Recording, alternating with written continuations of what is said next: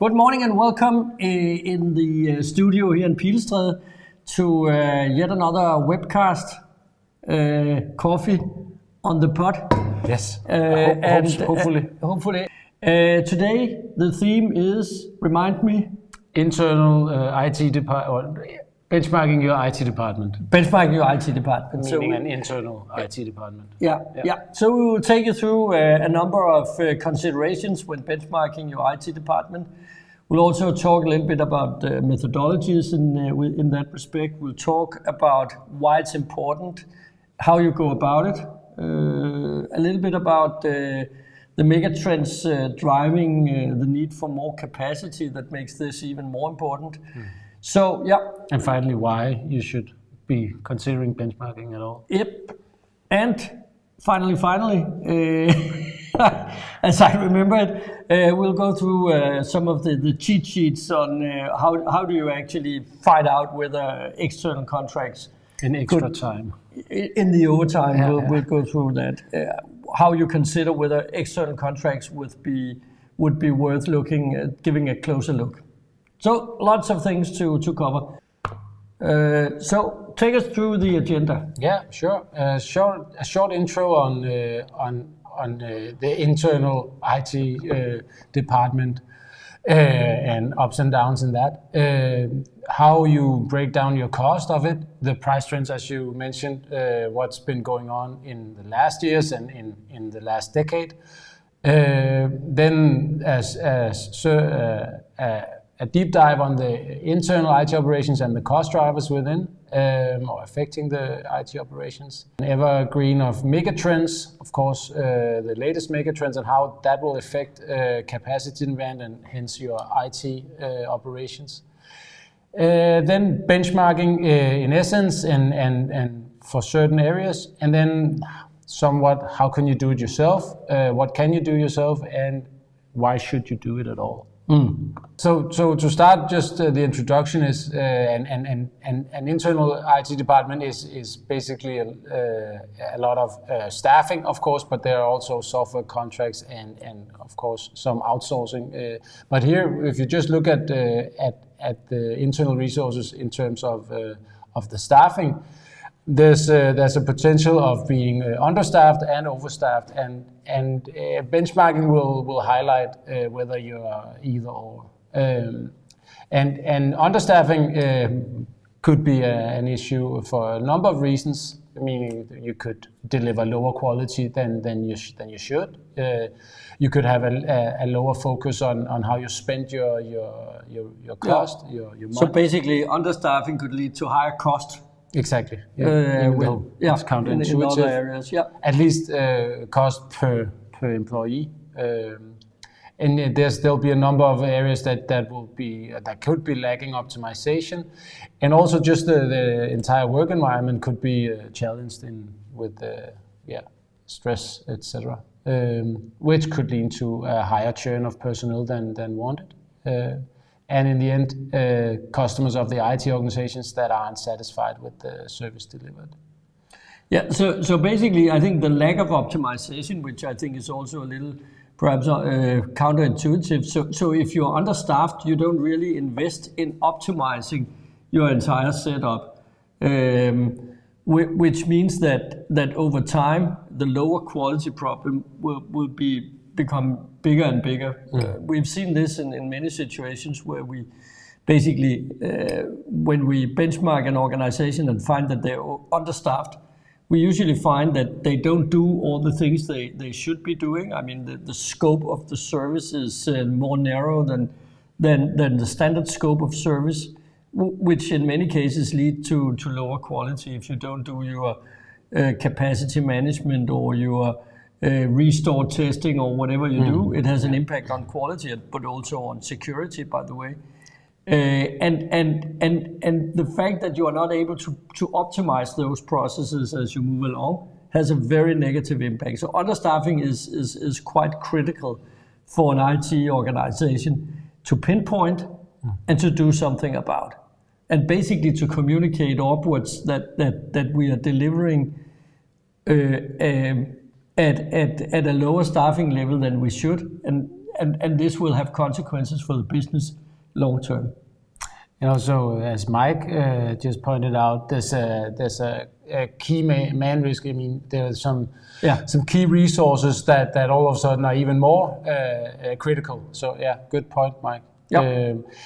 And on the other side, we again put it up in the counterintuitive way, mainly to wake you up. But overstaffing can also actually be a situation where you need to invest even more. Invest in streamlining the processes so you can do with less staff in the end. And the need to invest in technology for more automation or self-service, and also investing in finding alternative sourcing alternatives for these. Much of the IT department can be sourced directly in the market, and optimization levers in the end as well. All of these would be something that you just don't, you can't just choose it without investing. So there needs to be an investment made, and again that probably needs to be communicated outside of the IT department. I mean, whenever a benchmark shows overstaffing, for example, in the help desk, if you just cut the staff, what you will get is the same help desk with lower quality. So if you want to get to a place where you have the same or even better quality at a lower staffing, at the benchmark level of staffing, well then you basically need to invest in shift left and automation and self-service and so on.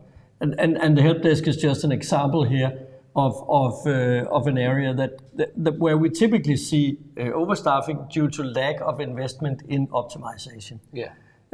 So those are areas that you typically should pay attention to. Understaffing, overstaffing, extremely important, and a reason why you should go in and find out what is the benchmark level of staffing for your organization. Yeah, and invest in changing that steady state that you're in. And then this is a tidbit on the mega trends in a sense, but why is it more critical than ever to be benchmarking? Well, there's an increased pressure on the IT department. The security focus is rising and has been for a number of years.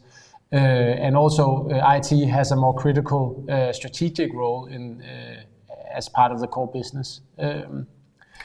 And then there's a trend towards outsourcing from in the IT department, and one of the main drivers is this recruitment difficulties. There's some key roles that are very difficult to get in the labor market these days, and an easier way to do that is often by hiring external.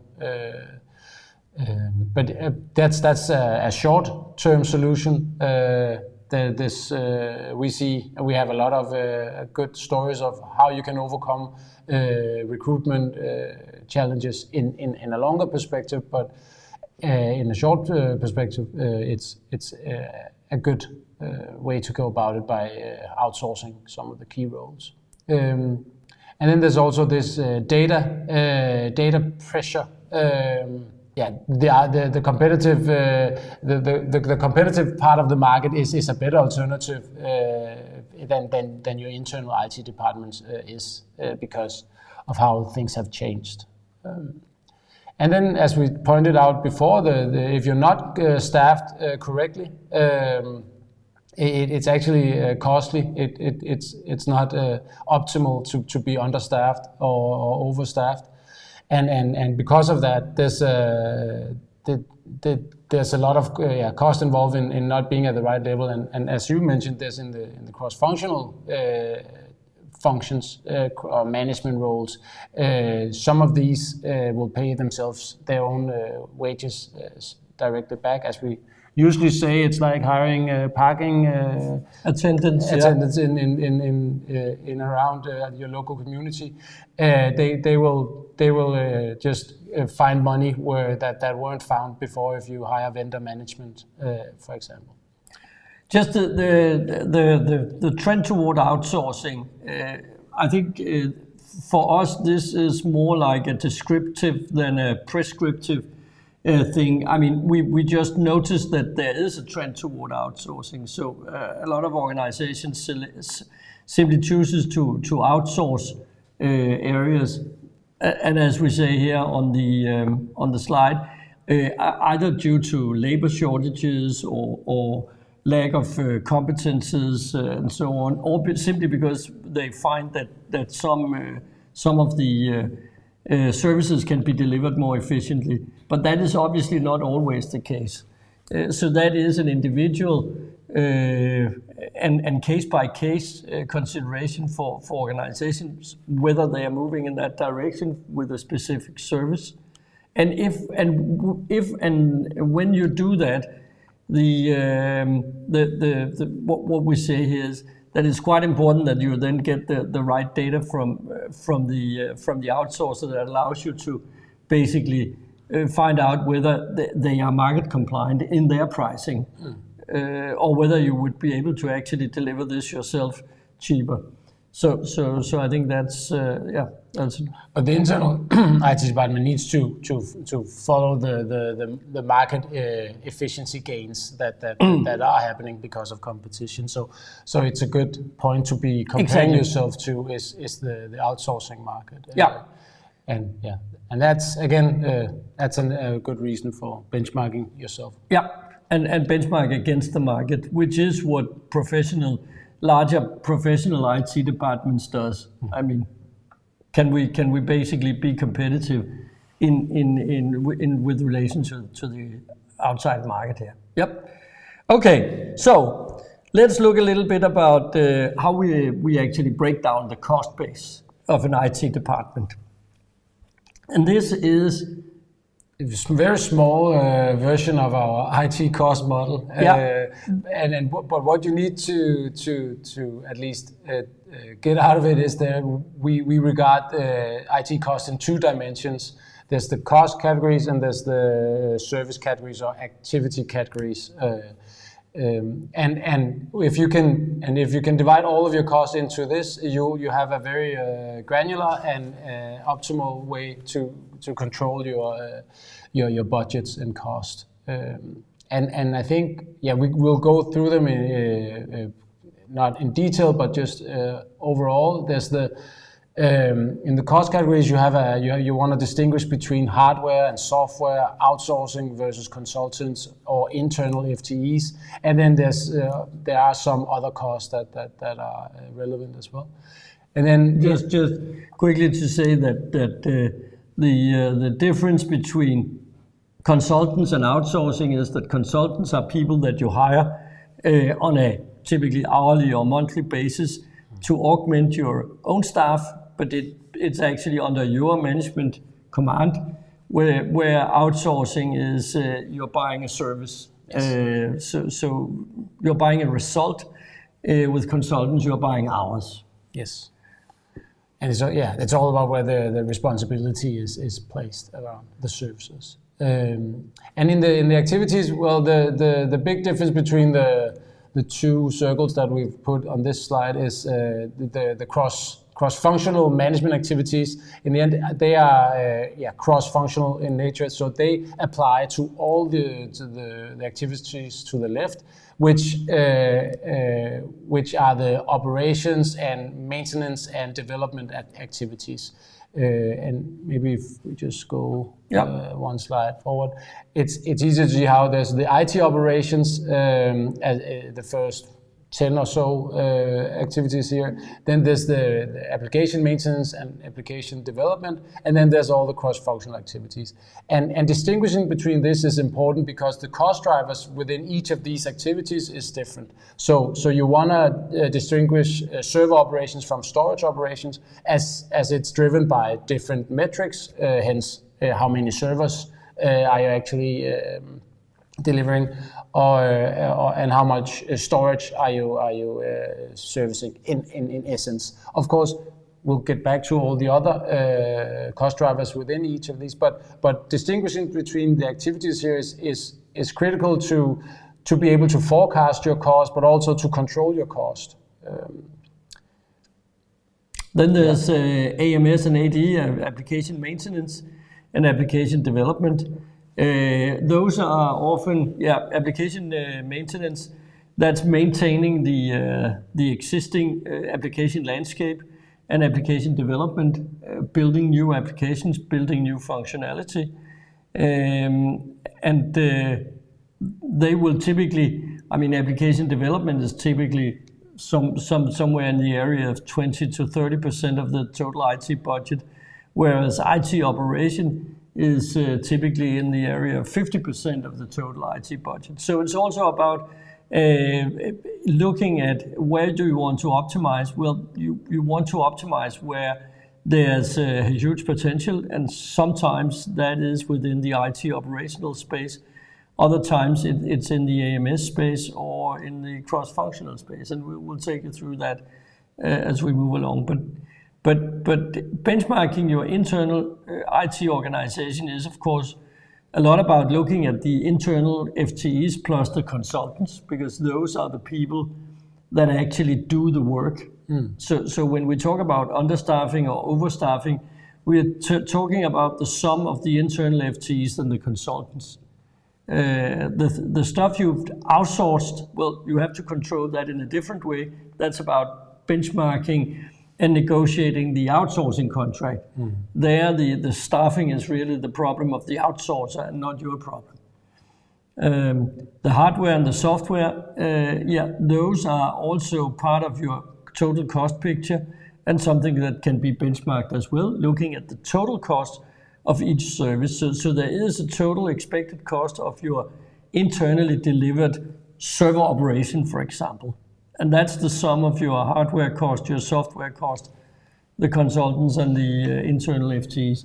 So those are and other costs, of course. And those are that total cost you will compare to an outsourced alternative. How do you get a good picture of your staffing broken down to the individual towers here? Something happened with the translation, I can see, but for most of you can probably read it anyways. But yeah, this is about how you want to have a deep dive look on what your different employees actually spend their time on, because a picture like this where you distribute all of your employees' time within these activities is good for a number of reasons. Of course, it's essential to find out how much internal FTE cost is put towards each of the activities, but also to look at how wide is the scope for each employee. Do you have a tendency not to specialize your employees within one or two activities, or do you actually distribute their activities across maybe 4 or 5 different activities? And you can say, at least in general, the more you can specialize in the different towers, the higher optimization you can attain. As with any large IT department, people will have very specialized roles. Narrow focus. And narrow focus. But of course, if you get below the critical mass, you will have to have these jack of all trades that does many things. Yeah, exactly. And also a good insight you get from doing this is what are your externals actually spending their time on, but also how much time is put towards projects and not operational activities. So is the network team performing a lot of projects, or are they spending their time within operations? Because often they are hired or put in an organization where they were meant to be doing at least a large share of operations, but projects has a tendency to distract these or to pull out all these resources of the operations and thus underinvesting in operations and putting too much emphasis on the shorter projects, which will starve operational activities in the end. So you also get a good view of that from doing such a table here. And the advice from our side is that you should, I mean, whether you're benchmarking or not, getting a good picture of how the individual employee spent his or her time on these different categories, IT operational, AMS, AD, or cross-functional categories. That gives you a pretty good picture. It gives you transparency in where you're spending your time. And having time series of that will also allow you to basically draw pictures like this. This is just for a simple year where we are looking at the internal distribution, the distribution of the internal FTEs. And here we have different departments in different colors, and we stack them for the different towers here. And you can see that if we remove ourselves, there's a total of 282 employees here. A lot of them did development, 94.2. And as you can see, there's no one here in this particular organization doing server storage operation, because that's outsourced. So this gives you a picture of where does what is it we're using our time on. And you can also here see there's a split between internal and external FTEs, which is interesting. And this as an example where you actually have quite a significant part of the total staffing that are external, especially on development, is a good example of what we actually see many places, is that organizations are becoming more and more reliant on consultants, on external resources as part of delivering the internally delivered service. So that is a trend, and obviously that has an impact on both the management system you need to put in place, but also on the pricing. Yeah. Okay. So if we are to talk a little bit about the pricing trends in the market, it's worth dividing that discussion into the different categories, the different service categories, because you will find different trends. So let's start with IT operations. Yes, and I think the graph is pretty clear. IT operations has been decreasing in unit prices over the last decade and more. That's 5.5. The last 50 years, actually, 60 years. But yes, but we're not showing that here. But no. Certainly. But here, at least in our database, we can prove that the unit prices have gone down from an index 100 to around index 40 in 2023, which is behind you. And that's a yearly growth of minus 5.5% in the unit prices. Of course, cost of IT operations in itself has developed in a different way, because the increasing demand of IT operations and the increasing capacity. But per metric unit metric, this is a clear development. Yeah, we've seen a slight, what you could say, the decrease in prices is smaller now than it was 10 years ago. So we are seeing somewhat of a slowing decline in the price development. Whether that is the new normal or whether we'll see more steep declines in the future is extremely difficult to predict. The only thing that's pretty sure is that you will see development in prices, and they will most probably still be going downwards. I think we have another slide here. Yeah. Yeah, so the other one was the combined index of different services within a typical IT operation contract. Here, we have the specific index for server and storage operations, which, as you can see, has the same kind of trend, although a bit different within each other. And as you can see, the trend in the later years has been that the decrease has slowed down.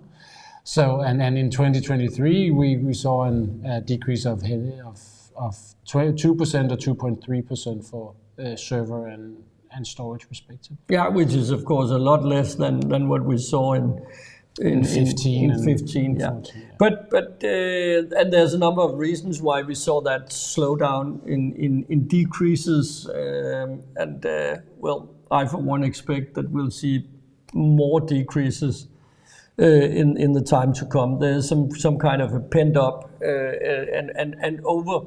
There's a higher profit in the market right now, because the cost of delivering some of these services are getting significantly lower. So this is the price in the market, and something that you can benchmark against. Obviously, whether you are also able to deliver at a lower unit price as we move along. So that was IT operation. That's the broad picture of IT operation. We'll take a deep plunge into the more detailed price driver discussion of IT operation a little later. But the overall picture, the ITO declining unit prices. Then there's software, which is obviously not something that you make yourself. It's something that you buy, typically. Yeah, some people make it, but most people buy it, and that's an old story. We've told it 1,000 times in other webcasts. Is that software prices software is completely arbitrarily priced. So there's no. I mean, the price does not correlate with the total contract value. It correlates with your ability to negotiate a good contract, basically.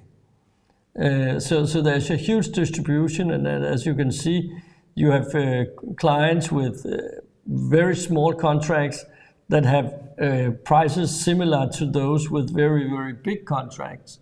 There's a higher distribution in the lower end than in the higher end. But there's still a lot of the pricing is still a function of your ability to negotiate, or basically how much time you invest in negotiating IT contracts.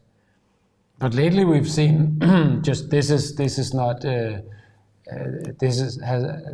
got the time factor in it. But lately we've seen even more aggressive software vendors.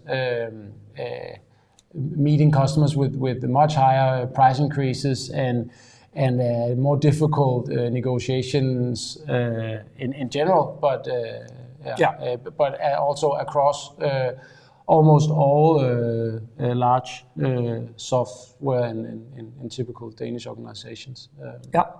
We have a number of other webcasts on the YouTube channel that goes into details on that, and also give advice on how to negotiate those contracts, what you should do, what are the tactics that seems to work, that works, and hopefully will work in the future as well.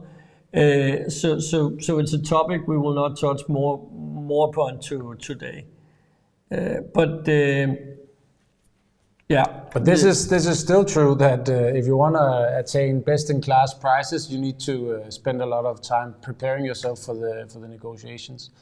And that's by using all of your data and utilizing all of the organization and all of your organization and all the knowledge within your organizations and to orchestrate the entire organization in a negotiation is difficult and time consuming, but it pays off in the end. Yeah.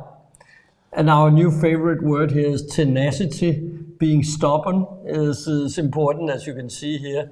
This client that we helped a little while ago, it was first when they got proposal number 5 that it was actually on benchmark and therefore an acceptable price given the circumstances.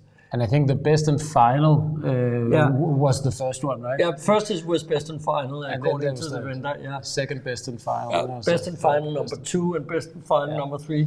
But best and final number 5 was actually what we considered at least on benchmark. Whether number 6 or 7 would have yielded even better results, I'm not sure. But the client was in no mood to continue after this, at least. So that's that just shows you that when you're going into this, you need to spend a lot of time. Okay, yeah, and basically what we say, and this is more general advice on software, just saying that make sure you don't spend too much time on areas where it doesn't really pay off. Spend your time on the large agreement. And expect that you will have to spend a lot of hours and a lot of calendar time on that, but it pays off. It's like the parking attendants in Copenhagen. I mean, you can hire one more, and he will probably or she will probably pay for their own salary, and it's the same with people doing negotiations. And who are those people? Oh, they are the people in the cost model under vendor management, where you might be or might not be understaffed. Let's take a look at that later. Yep. Yeah, and you're not saying that you shouldn't spend time on your smallest agreements. It's just saying put less emphasis on them and less effort into those. You can do that perhaps in the same way with all of them, treating them with the same kind of approach, and then you do a more individual approach to the larger agreements. Is our advice. Yeah, when we say medium negotiation effort for the niche solution, we say always ask for 3 proposals.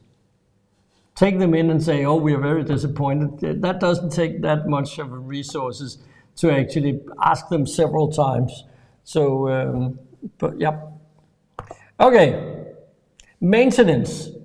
So we're now moving away from IT operation and the software line in the model to the maintenance cost, AMS. And what we see is that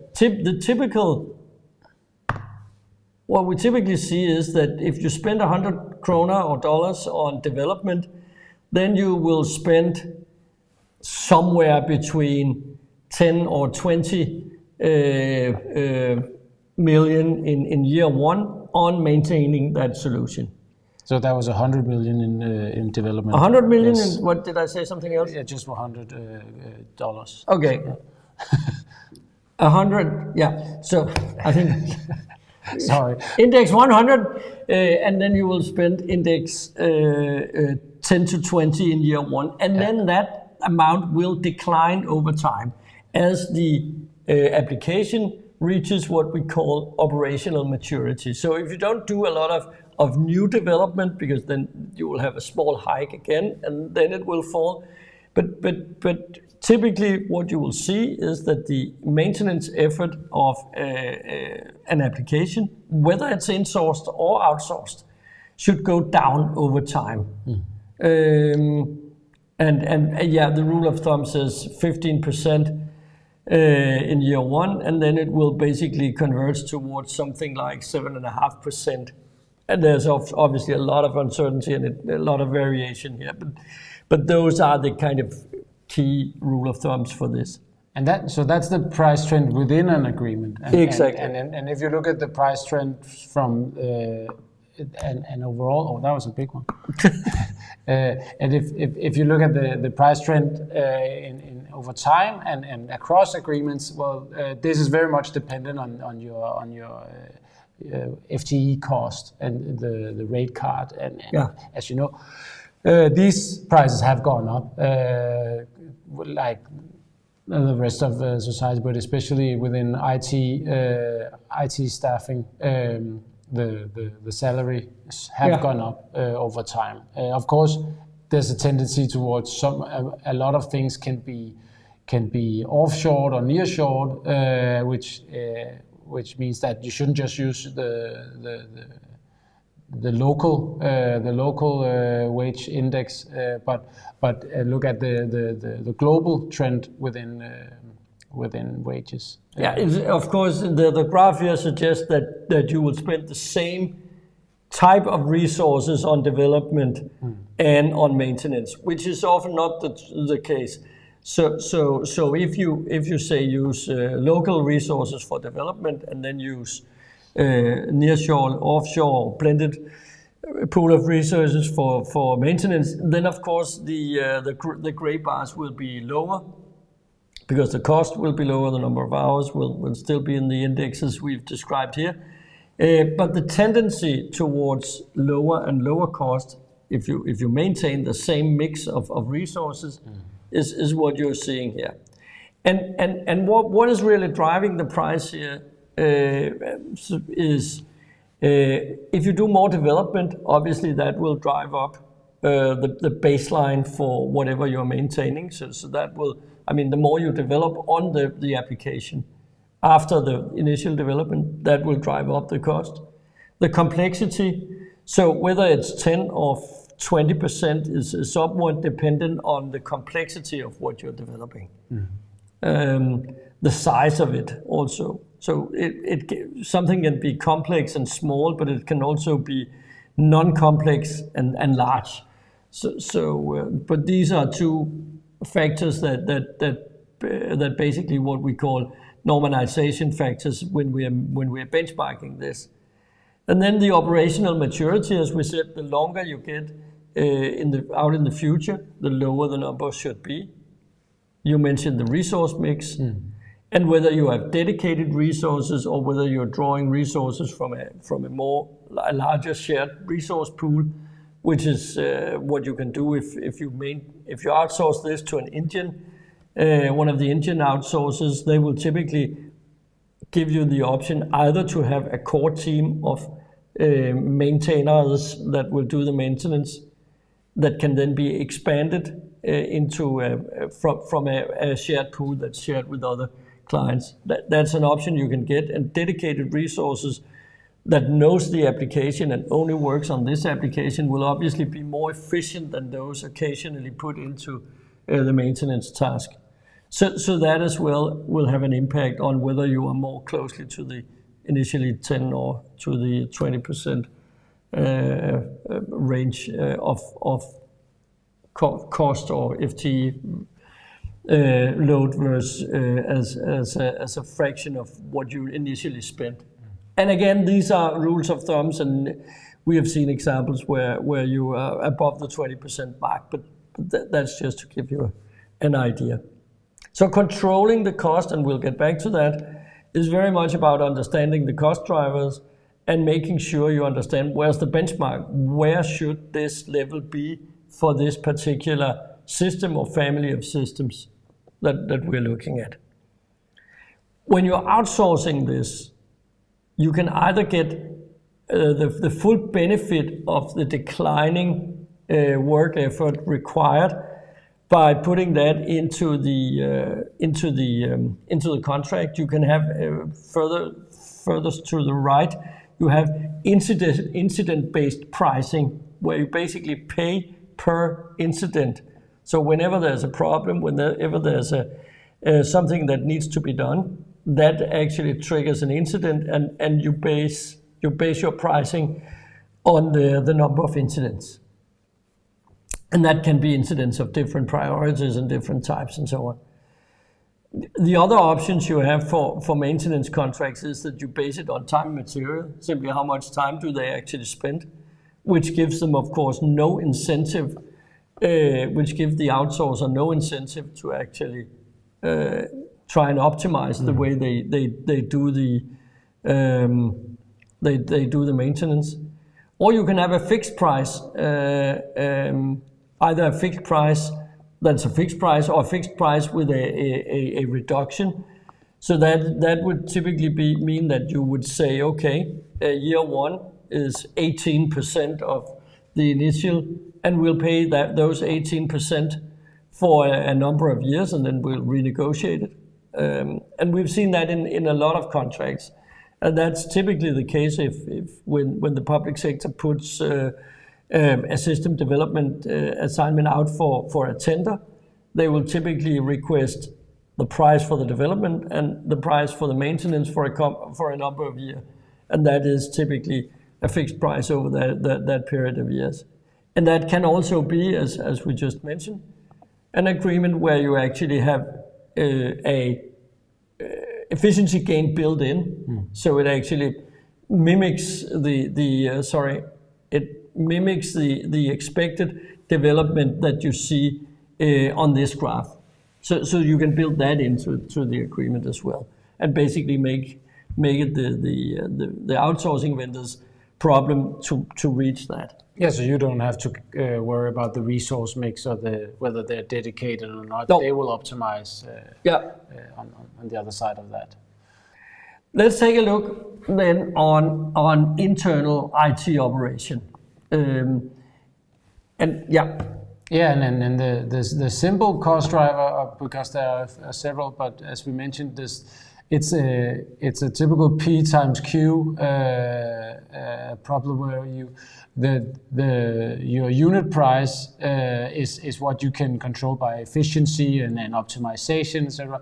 And the quantity, the Q is driven by the demand, or at least by what you want to deliver out of your IT department. And these are the main drivers of all the costs of an IT department.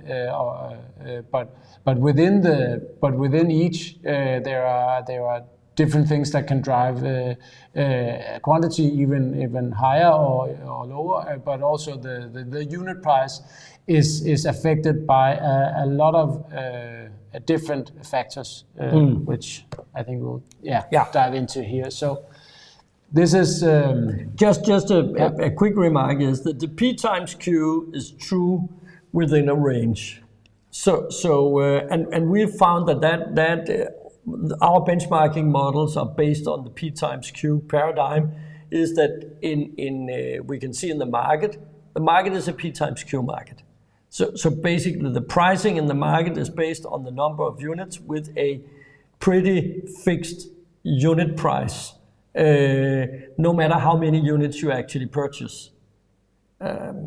And we will get back to that by the end, that this model has now basically found its limits when you get to very high volumes.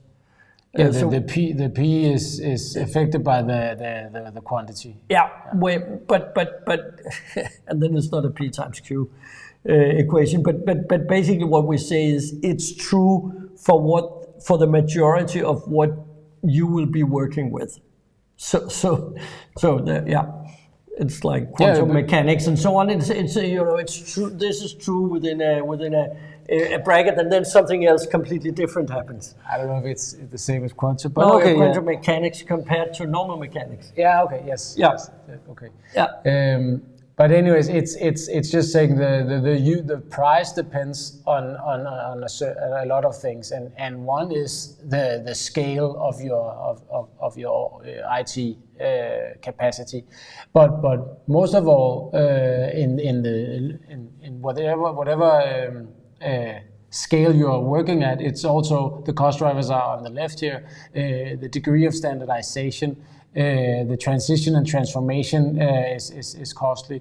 The complexity of your IT landscape and organization, the scope of services. Are you very proactive? Are you not proactive at all? If we referred to the understaffing discussion earlier. The SLAs, the service levels that you are promising or delivering at, and terms and conditions. What kind of terms are you adhering to? And that also, of course, has some impact within internal IT departments. Of course, it's not like penalties, etc., which is a rare find in internal IT, but things like, can you deliver it from, can you offshore your resources, or can you not? And if we just look at the queues on housing, the queue is racks. On network, the queue is components. On the mainframe, the queue is MIPS, zip, and disk usage. We're taking the main and the software. On storage, it's the number of gigabytes. On server, it's the number of servers. On application and database operations, it's the number of applications or database instances. Public cloud capacity, it's like with server and storage. With cloud management, it's the number of resources under management. Resource units, yeah. Yeah. For service desk, it's the number of tickets or the number of users supported. But yeah, you can select. Yeah, but depending on how many tickets they yeah, exactly. And end user computing, it's the number of end user computing pieces of equipment. The devices. Yeah, the devices. Yeah. So those are the primary, you could say, quantity drivers there. And there's, within the bracket we're talking about, there's a linearity there that you simply times the P with the Q. But the P depends on the cost driver factors that we have over at the left. That's true in the market, and that's true for internal delivery. So basically, you can calculate your benchmark value down to the resource unit. What should you be able to produce this piece of service? I mean, this one server, one virtual server with 2 CPUs and 4 gigabyte of RAM. What should you be able to produce that at in cost-wise? And parts of the ITO service, yeah, there's hardware in some of them, but not in all of them. There's software in most of them. It has a different weight, of course. There's FTEs in all of them, and there might be other costs in some of them. Yeah, other costs like electricity or diesel for your housing generator. Yeah, Energen. Yes. So on. Yep, those kind of things. Yep. Okay, so that's the scope and the cost drivers. You need to basically consider those and optimize. And as we talked about earlier, as soon as you begin touching any of the cost drivers, you will impact the cost in either an upwards or downwards direction. And then we talked about the linearity and the P times Q. And this is basically where we found that there's a limit, because the light blue line is simply showing the P times Q for storage. And that is the way that if you go to an outsourcer and basically ask for a quote on a number of gigabyte or terabyte or petabyte of storage, this is the way they will calculate it. But yes, so if you do an agreement, in theory, if you do an agreement at a very low, you do a tender for a very low demand storage capacity, and you get a pricing on that. That price will probably be the same, even though you double your storage with 100 times, which is not how the cost behind it would scale. So that's what we're saying is the limit with the market pricing of storage, because it's not a linear relationship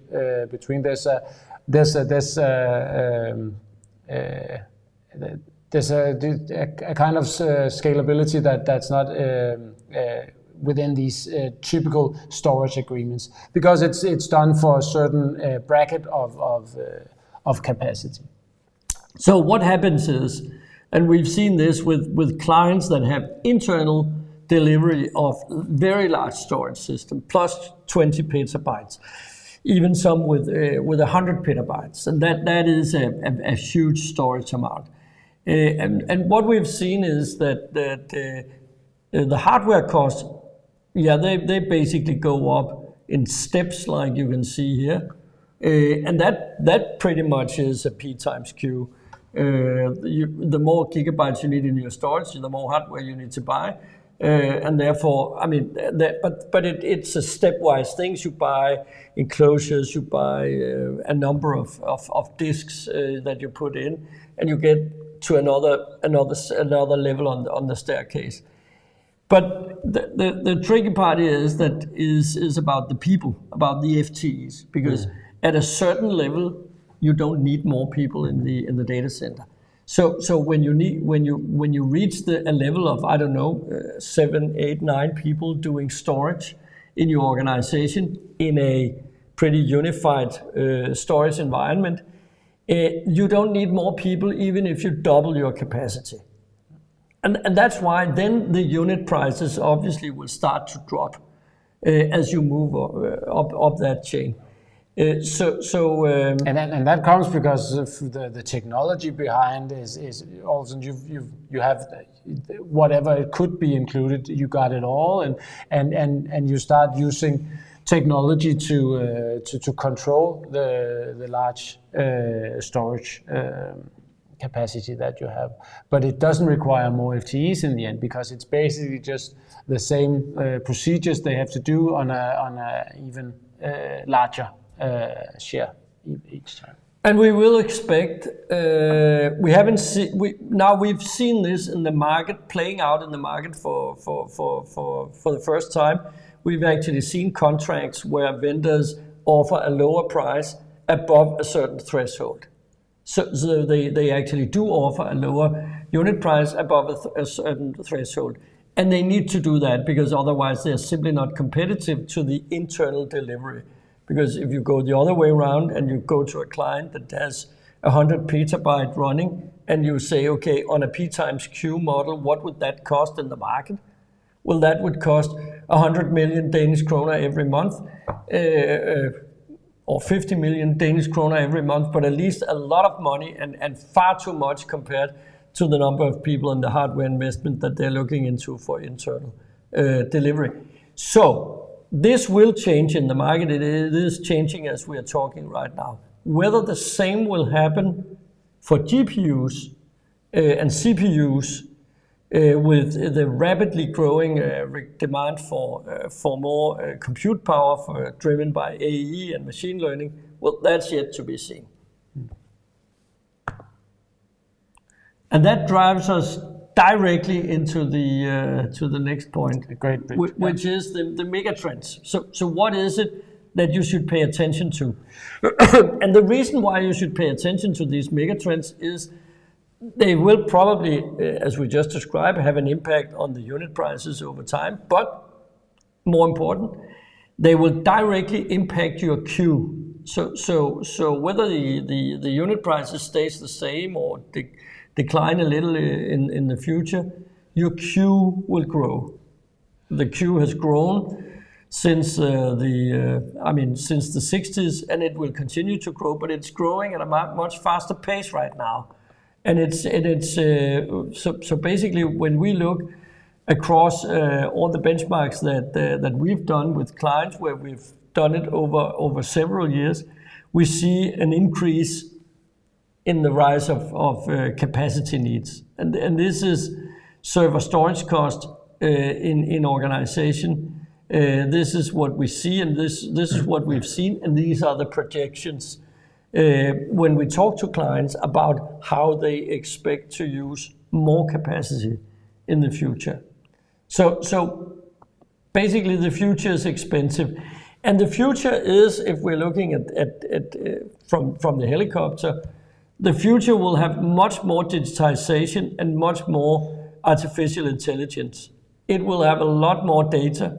It will have a lot more security and compliance issues that will have to be dealt with. I think Mike also mentioned this in the chat earlier, that there's a lot of compliance and risk and security driving the demand from the IT department. The future is what Gartner calls agile and composable. We will build more and connect stuff together. And the future will be focused on sustainability and carbon emission. So those are some of the major trends that we see within each of these. There's obviously a lot of, actual technologies and projects and so on.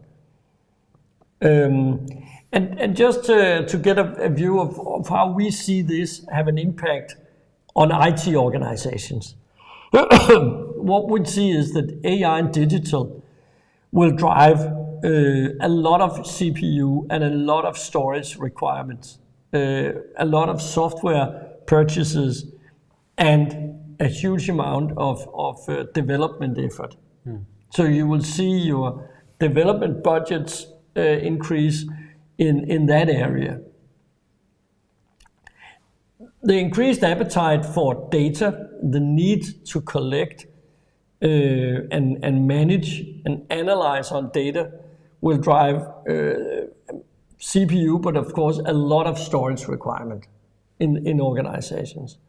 And security will also drive, a lot of what we see now, SOC and SIEM and so on, it actually does drive quite a lot of CPU and storage need.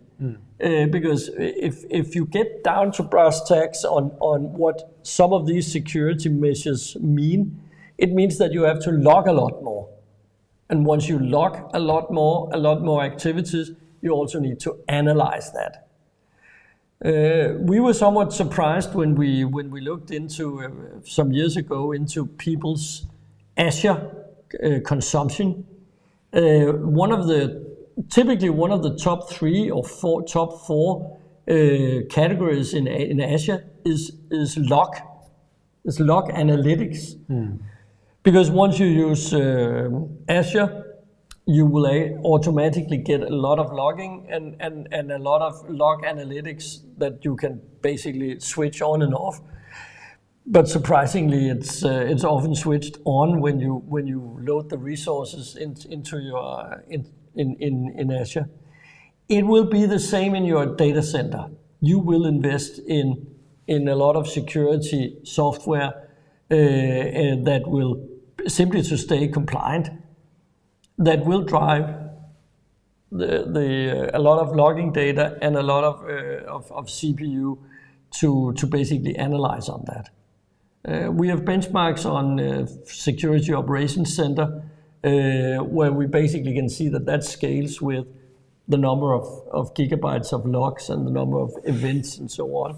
And that is because it drives both storage and CPU. Yeah.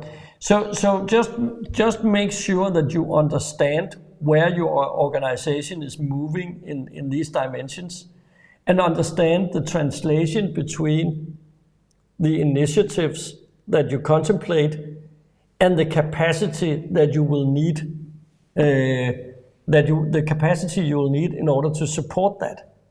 And make no mistake, most organizations are highly surprised when they do the calculations across perhaps the 10 most important strategic initiatives, how much CPU and how much storage they will actually drive, and therefore the cost it will drive. So now we move to the benchmarking itself. Yes, and if you want to, just like the cost drivers are different from area to area, and also the price development as we've touched upon, so is the benchmarking approach. So here we we will just go through the 4 different areas, being IT operations, software in itself, application maintenance, as we spent some time on, and in the end, the rate cards or development, external resources, etc. Because there are different approaches to the benchmarking of each.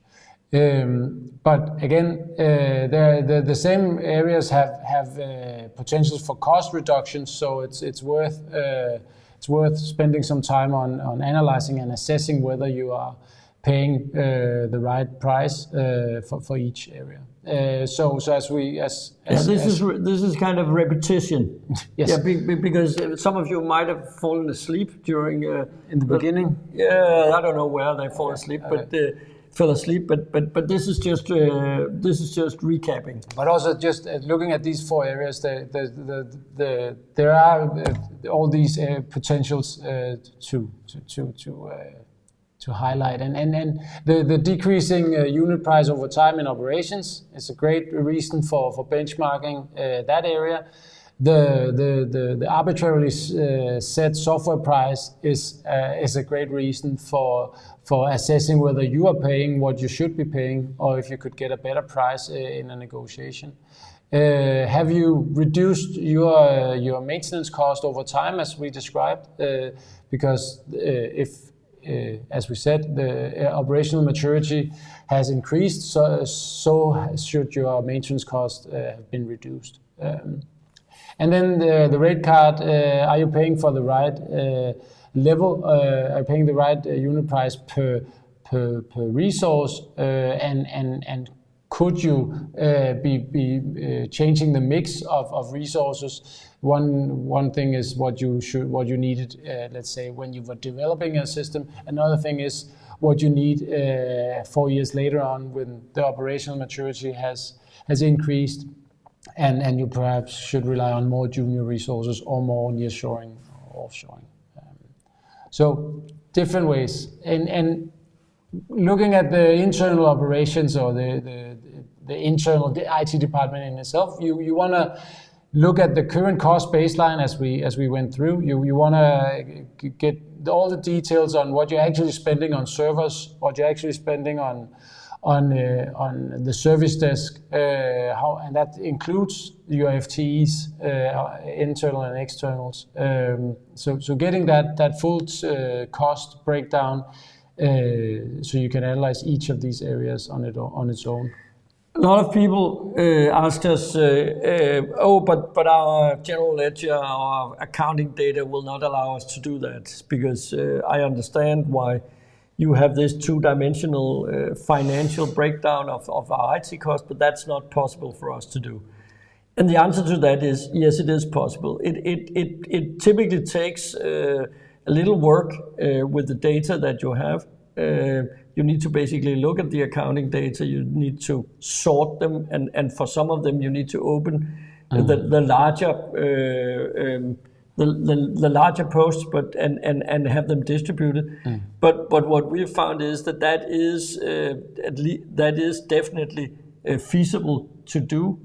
And then, of course, you can consider whether you in the future want a new accounting plan, a new general ledger that will allow you to do it even better in the future. But it is possible for most IT organizations to establish the cost baseline, and it is quite easy to ask managers to distribute their employees' time in the FTE baseline. So establishing that current cost baseline is possible, and it's something that everybody should do with or without external help to get that picture. And should you spend time on that instead of all the other things on your to-do list? Yes, you should. We see a lot of organizations that have not done this, and because of that, are paying a much higher cost than they actually could, or can't control their budget because of it, or are can't really argue why they should have more money or higher investments. You're flying blind. Exactly, and so you should be prioritizing this area, as it's a key leverage to control your IT department. Just a short commercial here. Quarterly analytics. Those of you with a quarterly analytics subscription will have access to a number of articles basically breaking this down, showing how to do this. We have a special webinar on that on the YouTube channel as well. So we do break this down on the practical how-to on this and all the definitions, what you should put where in order to have something that's consistent with the way other people do it, other organizations do it, and will allow you to do benchmarking. All that is in quarterly analytics. Get your ducks in a row. Make sure you have your baseline in order, your financial baseline. And then basically based on the service description, the SLAs, the CMDB, the terms and conditions and so on, you can do a benchmark. Now you can compare the two. Now you can develop both based on the gray, you can develop your internal unit prices, you can compare them to benchmark unit prices, you can develop total prices for the total delivery and compare it with the benchmark. Yeah, you know what you're paying for each activity, and you know what you're delivering within each activity. Exactly. No, the cross-functional, this is a very sexy PowerPoint. I think it's in the top 10. Two tables in one slide. Yeah, and small letters, so I think it's beautiful. But basically what we're saying here is, when we're looking at the cross-functional areas, we are looking at management. I mean, how many people do you have that does management?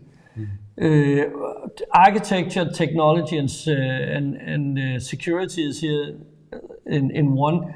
Normally it's actually divided. It is divided, but yeah. So look at the right. Management, architecture and technology, security, portfolio, HR, finance and accounting, and vendor and contract and license management, and Scrum in this example as well. Okay, so on the right you have the benchmark with a high and a low, and you have basically our company, and we can see that they are actually, in this case, below the FTE minimum. In total. Yes. In total, right. Okay, so basically what you have on the left, those are the normalization parameters or the cost/FTE drivers. So the more employees, the more management you need. The higher the total budget, the more management you need.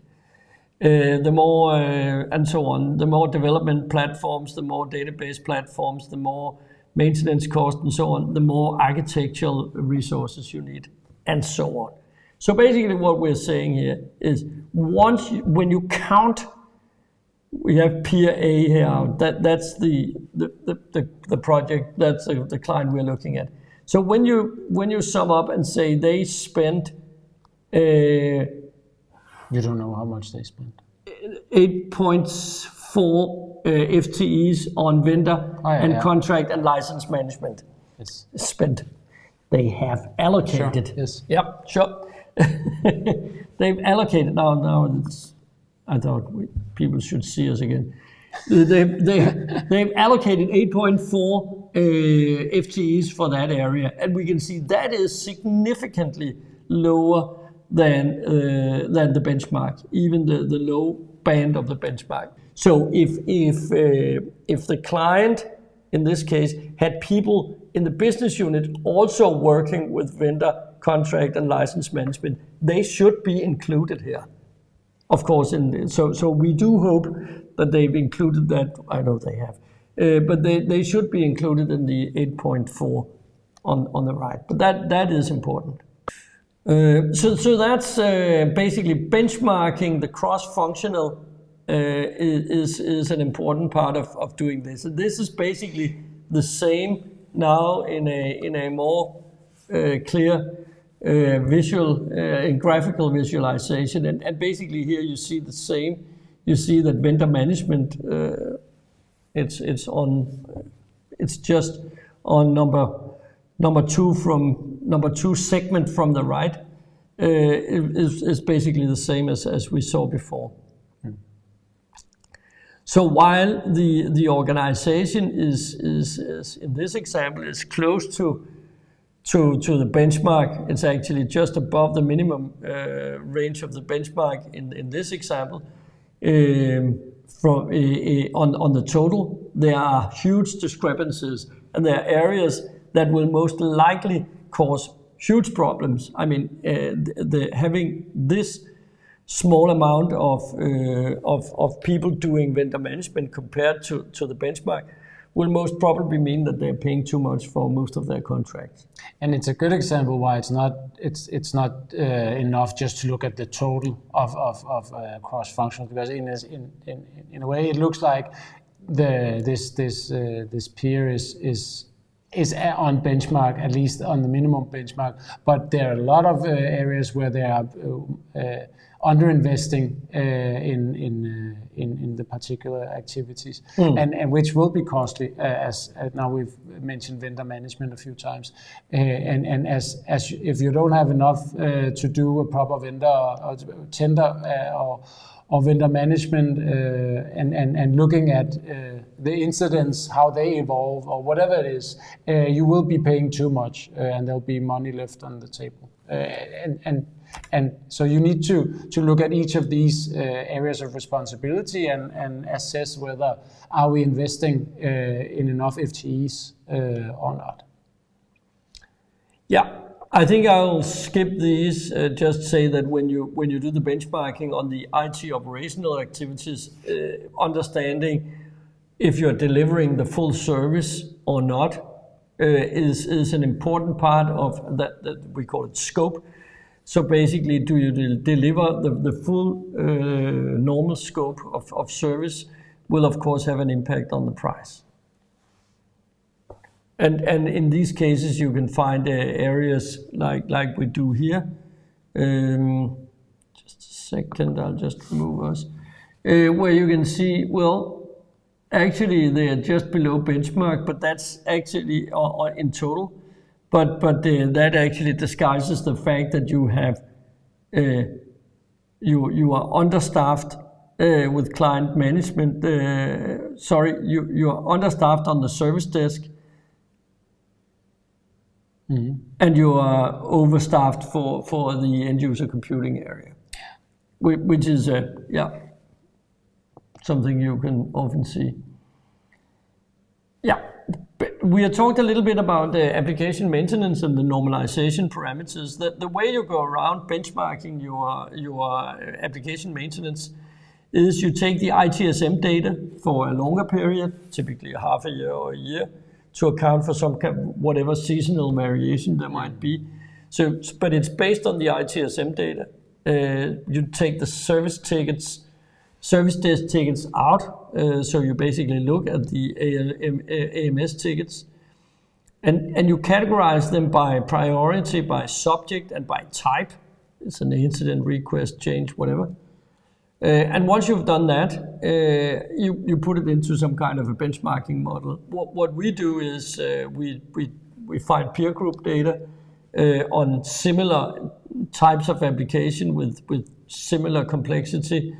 And then we use a machine learning based tool to do a more precise categorization based on what actually is in the text field of the ITSM ticket. So we get the subject into areas where we can find that where we can basically match it up against similar data sets. In our peer group it's all data. about comparing the activities being performed here with similar activities, comparable activities although elsewhere, and then comparing how much time or cost are you spending on each of these types of incidents or whatever it is. It's funny because application maintenance is an area that's often neglected. When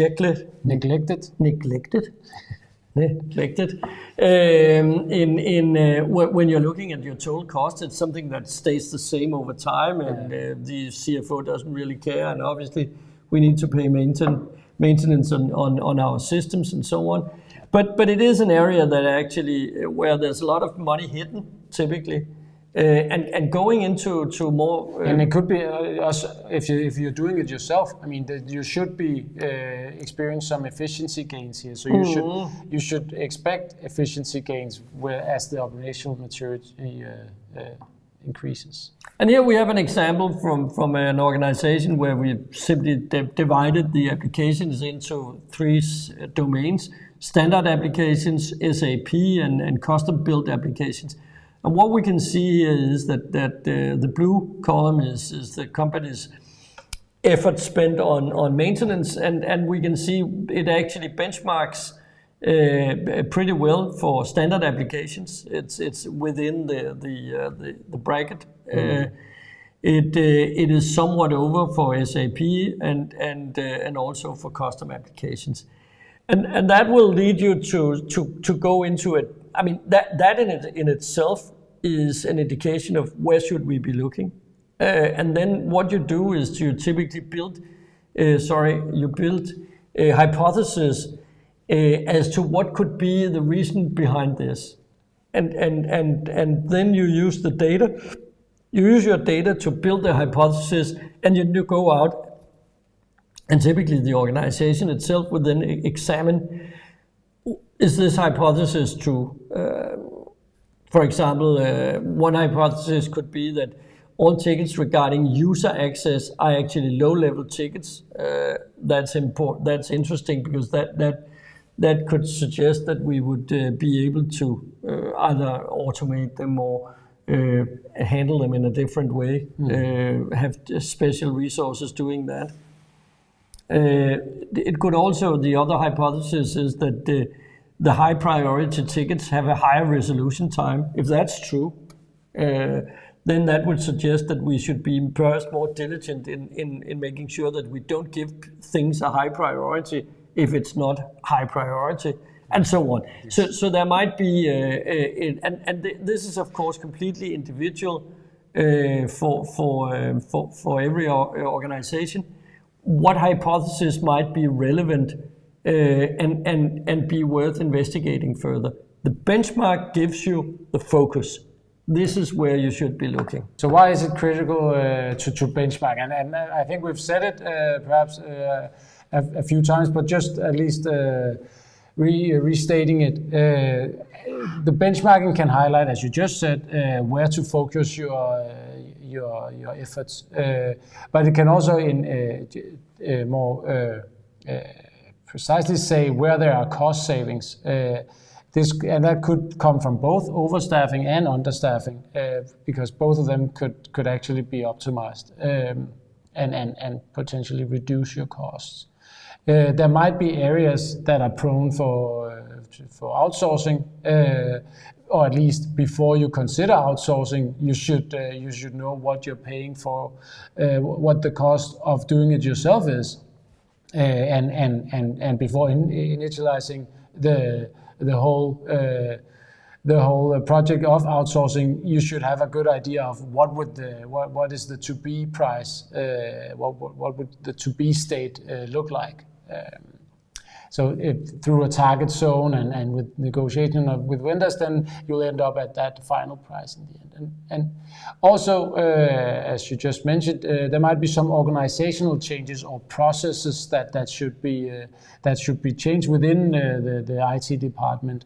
And if you have the example from before with maintenance, you might be able to see that, well, it's the lower level tickets that we're spending where the process could be optimized, or we could hire some different resources for that area in particular. And through all of this benchmark lenses, you can actually find areas where the organization should be and could be optimized. And then in the end, the budget process relies on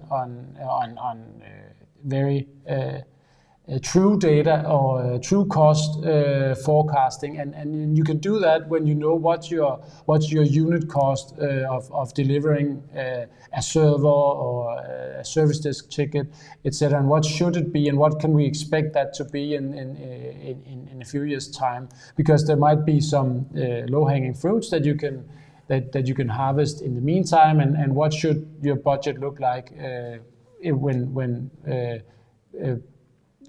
if you've increased your ITIL maturity or whatever it is that will affect your unit cost in the IT department.